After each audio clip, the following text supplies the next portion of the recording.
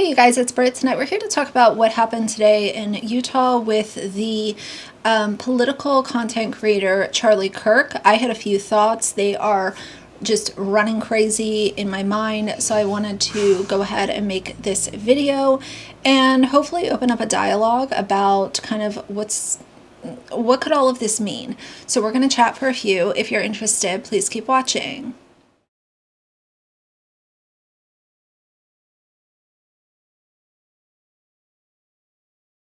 Alright you guys, so I'm sure most of you clicking on this video have at least heard of Charlie Kirk, whether or not you follow him or have just heard his name in passing or maybe seen other content creators talk about him as a public figure.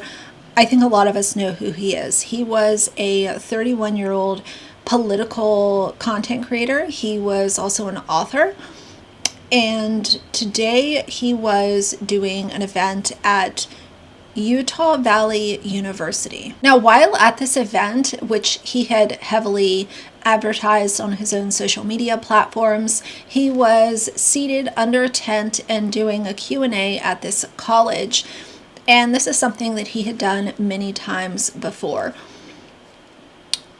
Somebody that, this is so disturbing. Somebody that took major issue with his political stance, his religious stance, him as a person, him as a content creator, whatever you want to call it, decided to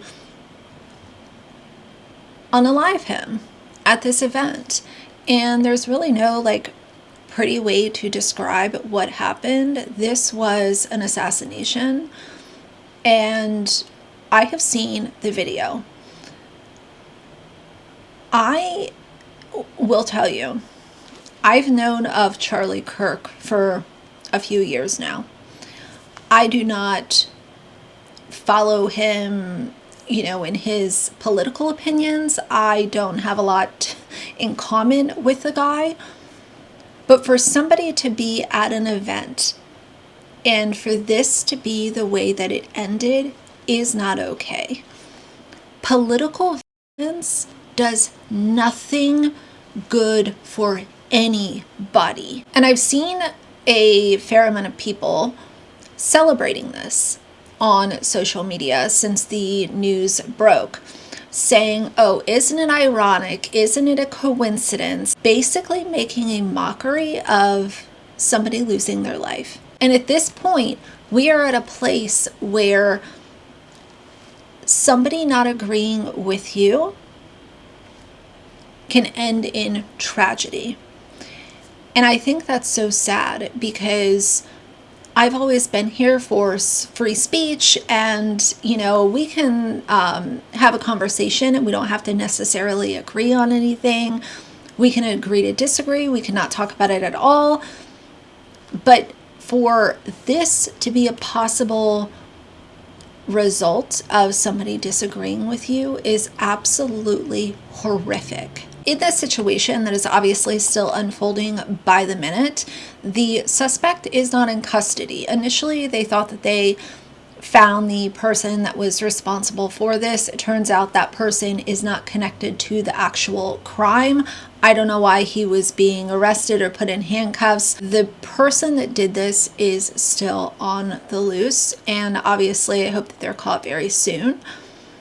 This is a really sad day. I recently shared over on my Instagram story how it kind of feels like everything since 2019 has been on an alternate, we're in an alternate universe, a reverse timeline, something is wrong, and situations like this happen, and it really confirms just how low we have gotten as a society, where people, whether or not you agree with their beliefs, their opinions, whatever, to think that it's okay to unalive them because you don't like their opinions is an all-time low. And I think all of us can agree on that. And what I want to say is to the people that are celebrating this, or like I said earlier, saying, oh, how poetic, how ironic, whatever, stop. nothing that you say at this point is going to change what happened. And I think, in fact, the people that are publicly celebrating this are part of the problem. And like I said earlier in the video, I have strongly disagreed with a lot of what Charlie Kirk has said, done, written, spoken about. It does not mean that what happened today is acceptable or karma or anything. Like, this is completely disgusting. And I am heartbroken that we are now living in a society where these kinds of things are a possibility. I hope that at some point in time we can go back to being able to agree to disagree and, you know, fight it out in the comments, go back and forth, like verbally, whatever. Like, that is completely fine. But we are living in really scary times where something like this can happen and people are celebrating it. Political violence is never to be celebrated. The aftermath of this is going to be very, very bad, and it's not going to look good from any perspective. So I just wanted to get all of those thoughts off of my chest. This has obviously unfolded very quickly. It was just a few hours ago. I saw the first video announcing that he was injured. Then I saw that he was in critical condition. Then I saw the video of the actual situation, and then I saw that he lost his life. Unfortunately, I think anyone that saw the video could have come to that conclusion.